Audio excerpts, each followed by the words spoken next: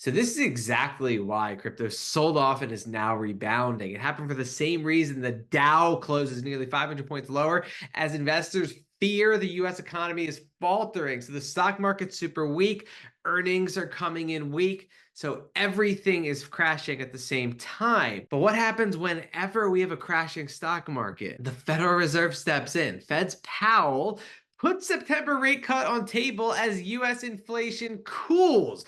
What has the real estate market, the stock market, the crypto market been waiting for years at this point? They've been waiting for interest rates to finally come down. We may get that in September, right when we get a stock market sell-off, just like happens every single financial crisis. The Federal Reserve steps in. And so in anticipation of this, we have the 10-year treasury yield falling below 4% for the first time since February. There was a crypto rally in the beginning of 2024. We may get that again if interest rates keep falling, right? So as strange as it is, the worse the economy does, the cheaper capital becomes and the better crypto does. That's why we saw this type of price action, Bitcoin falling and then immediately rebounding the second interest rates became cheap. So that explains short-term price action. Obviously, the long-term fundamentals of this space are like a ball underwater. They can only be suppressed for so long before